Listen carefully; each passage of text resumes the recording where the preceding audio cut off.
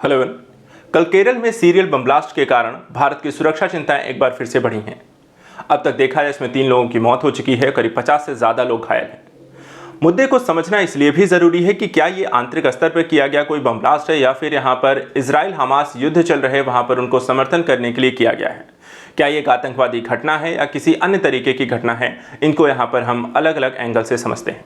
सबसे पहले नजर डालते हैं जो घटना यहाँ पर कल हुई, कैसे हुई, किस क्षेत्र में हुई, क्या इलाका था, किस तरीके की यहाँ पर ये घटना थी और उसके साथ साथ अब तक क्या अपडेट्स हैं। भारत की सुरक्षा जो एजेंसियां हैं वो किस तरीके से इसको काम करेंगी और क्या इसका किसी तरीके से हमास कनेक्शन है, इन सभी एंगल्स को हम समझते हैं। सबसे पहले देखिए जो कल घटना हुई है उसको यहाँ पे समझें हम। और अभी तक देखा जाए तो जो घटना हुई है वो केरल के किस क्षेत्र में हुई है, एर्नाकुलम में। एर्नाकुलम यहाँ पर देखा जाए तो अगर आप मैप में नज़र डालें तो ये आपका केरल का मैप है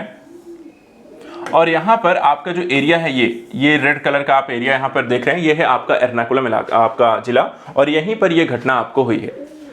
घटना जो है एर्नाकुलम में भी देखा तो एक कन्वेंशन यहाँ पर सेंटर है जहाँ पर ईसाई लोग यहाँ पर जमा हुए थे और इसमें देखा जाए तो अब तक 3 लोगों की मौत हुई है, 52 से ज़्यादा लोग घायल हैं। ये जो कन्वेंशन सेंटर है इसमें बताया गया कि सुबह 9:30 बजे के आसपास देखा जाए तो 2000 लोग यहाँ पर इकट्ठा हुए थे और करीब 5 मिनट के मात्र अंतराल में ही लगातार यहाँ पर 3 धमाके हुए। इस धमाके बाद यहाँ पर राज्य के ही यहाँ पर बात करें तो लॉ एंड ऑर्डर एडीजीपी ने यहाँ पर बताया कि पुलिस के द्वारा यहाँ पर एक व्यक्ति को भी पकड़ा गया है जिसका नाम यहाँ पर है डोमिनिक मार्टिन, और इस व्यक्ति ने दावा किया है कि उसी ने इन बम ब्लास्ट को यहाँ पर घटना का अंजाम दिया है, लेकिन उसने ये नहीं बताया है कि उसने इस घटना को अंजाम क्यों दिया है। तो इस मामले की यहाँ पर जांच पड़ताल की जाएगी। फिलहाल यहाँ पे आइए हम समझते हैं अब तक यहाँ पर क्या अपडेट है इस घटना को लेकर के, किस तरीके की स्थितियां हैं, राज्य सरकार क्या करेगी, केंद्र सरकार की इसमें क्या भूमिका होती है, इस तरह की घटना के पश्चात भारत की सुरक्षा एजेंसियां या खुफिया एजेंसी किस तरीके से रोल निभाती हैं और साथ ही साथ हमास का क्या कनेक्शन है। अपडेट्स की बात करें तो यहाँ पर देखिए जब भी ऐसी कोई घटना होती है तो सबसे पहले जब भी सुरक्षा लॉ एंड ऑर्डर को यहाँ पर मेंटेन करना होता है और किसी अन्य प्रकार की अप्रत्याशित घटना से बचने के लिए केरल में दिल्ली पुलिस हाई अलर्ट पर है। इसके अलावा साथ साथ देखा जाए तो बाजार, church, metro station, bus stand, railway station जैसे भीड़भाड़ इलाके पर यहाँ पर निगरानी को बढ़ा दिया गया है। इसके अलावा जो केरल के सीएम है इस समय पिनरई विजयन ने यहाँ पर देखा जाए तो एक ऑल पार्टी यहाँ पर मीटिंग भी बुलाई है। वहीं केरल के देखा जाए तो डीजीपी ने यहाँ पर सोशल मीडिया पर भड़काऊ, हिंसा फैलाने वाले मैसेज शेयर करने वालों के खिलाफ यहाँ पर सख्त कार्रवाई की भी बात की है। तो जिस भी तरीके से इस घटना को ज्यादा बड़ा ना होने दिया जाए, किसी भी तरीके के धार्मिक उन्माद या सांप्रदायिक दंगे का रूप ना ले, क्योंकि यहाँ पर देखा जाए तो ईसाई चर्च पर यहाँ पे हमले किए गए और इस दौरान अगर हम यहाँ पर देखें तो कुछ यहूदी भी यहाँ पर रहते हैं और इजराइल हमास के मध्य जो युद्ध चल रहा है वो भी मुस्लिम वर्सेस यहाँ पर यहूदी के तौर पे इसे प्रस्तुत किया जा रहा है। कई लोग यहाँ पे सोशल मीडिया पर इसका प्रयोग भड़काऊ स्तर पर कर रहे हैं और ऐसे के कारण इस तरह की घटना को रोकने के लिए यहाँ पर अपने स्तर पर राज्य सरकार और केंद्र सरकार काम कर रही हैं। वहीं अगर हम बात करें भारत की खुफिया एजेंसियों को लेकर के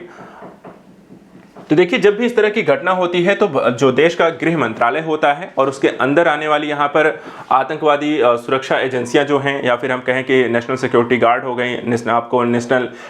इन्वेस्टिगेशन एजेंसी हो गई, इंटेलिजेंस ब्यूरो हो गई, इस तरह की एजेंसियां यहाँ पर ज़्यादा सक्रिय हो जाती हैं।